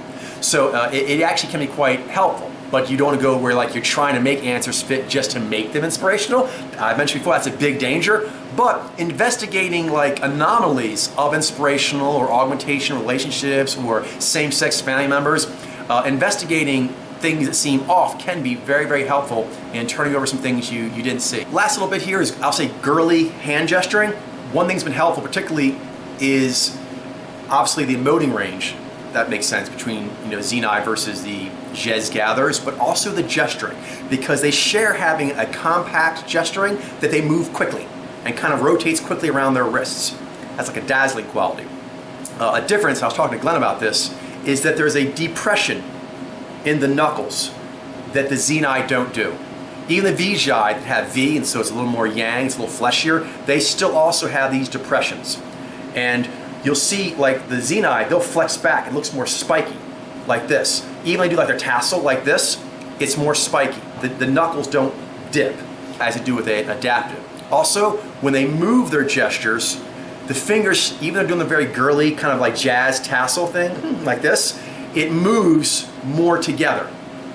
Which can look a little like Gumby Claw because they move it close together, particularly kind of like, they really, I don't know, let's start with the words here. Again, words are not the, they're a map, not the terrain, but they're doing the girly thing. They're kind of doing like the tassel hands. But the tassels are more spiky, the knuckles don't depress, and then when they flick their hands out like this, like that kind of stuff, there's a resistance to flicking out. Where the Nijai and Vijay, when they flick their hands, it flops over easier. There's less resistance here, because this is the power arc. So flopping is actually going against the power arc.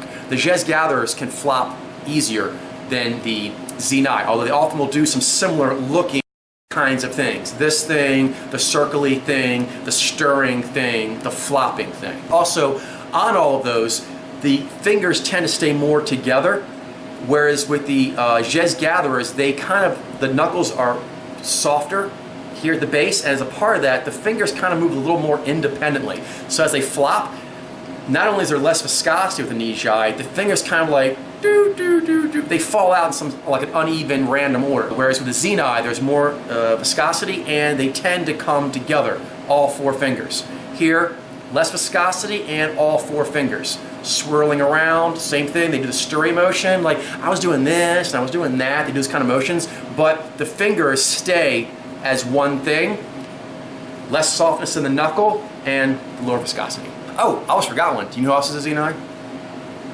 Yolandi Visser. That is right, Yolandi Visser from D. Antwoord is Zyy'nai. Oh, I projected so hard on her and Ninja from D. Antwoord. And so yes, Ninja has been pulled. He always looked really skinny to me in a way that like, not like skinny bad, like that kind of like willowy kind of leanness that Zyy'nai have. And actually ironically, I went to her second, I went to him first. I pulled him because of Snoop Dogg. When I realized Snoop Dogg was a Zyy'nai, kind of like that hard, edgy, you know what I mean, street Zyy'nai, I was like, I need to go look at Ninja.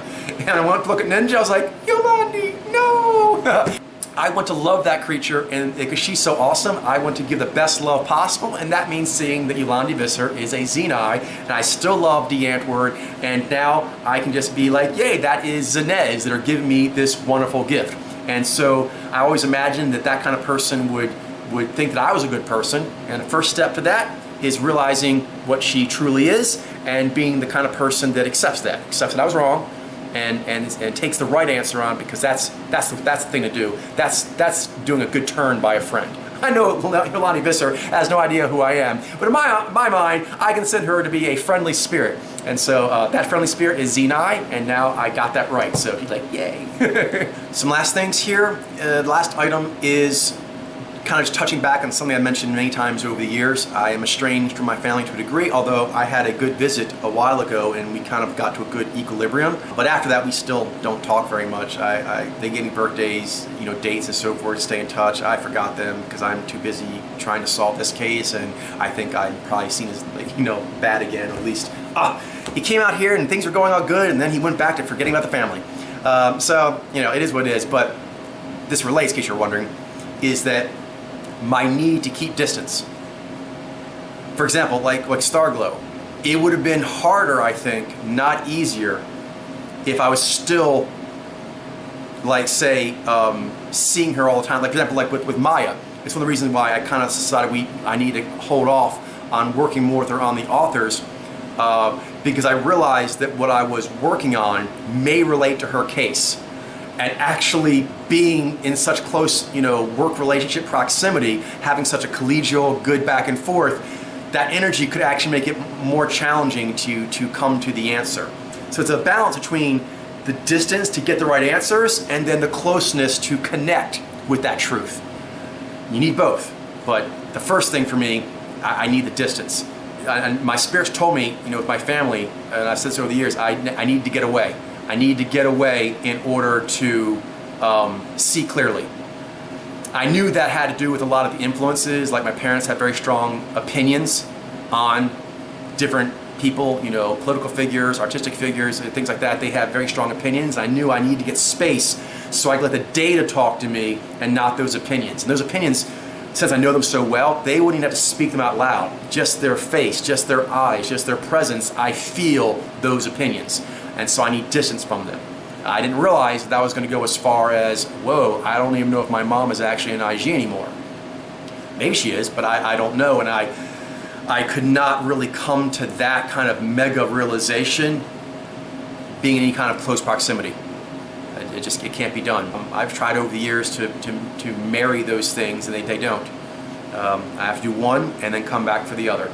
And the one has to come first. First distance to get truth, and then I give truth as best I can. Yeah, so distance will continue to be something that's important for me to maintain throughout my life. And that, you know, when I have new relationships, being aware I need to maintain a distance until I can think I know what they are before connecting. And then when I do connect, also holding off on saying what they are, telling them that because we have a connection, I have to internalize that connection, get my fifth gear to come to a place of equanimity before going forward. Which is important because usually with people that I have a good rapport with, there's like a drive, an urge to want to go, ooh, guess what you are? And then, oh, you're this and I'm this, and we can like connect like this, and your peak pathway's like this, and my peak pathway's like this. You know, you want to do that, right? And that's good, but it has to be done in the right way. And there is a way to that, and that way takes time and takes space. It takes time and space to do correctly. And I will be more faithful to that principle going forward. All right, last but not least is that I didn't go over everything here. I haven't been able to keep a strict track of these purifications like I have in the past because it was so deep and I was just going, and that was like kind of the distance thing. That was like a weight I just had to put down. I can't be keeping track of it all the time in order to get this, but I did. Everything's there that's supposed to be there. If you want the full picture of this, please go check out the wonderful sample circle program that Ben has been working on, and check out the Zyy'nai females. There's like over 1,400 of them, and you can see a full canvassing of what Podlair's current understanding of the Zyy'nai female is. So I've given you most of the highlights, but there's still some stuff in there that may be very good for you to know, and see how some of these ones I mentioned here, how they are similar to the samples that we already had. So definitely go check that out, and that'll always keep the latest updates. And that may be how I keep track of purifications going forward, kind of giving highlights, but relying on the sample server program for a complete in-depth canvassing of any cross-section. If anybody wants that, they can go to that program.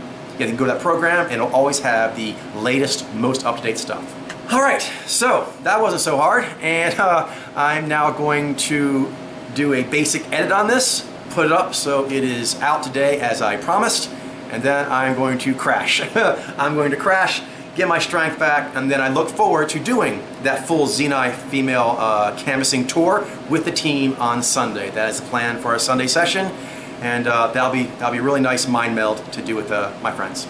All right, take care. Allow the quasi-deaths to happen, and float downstream, my friends. Float downstream.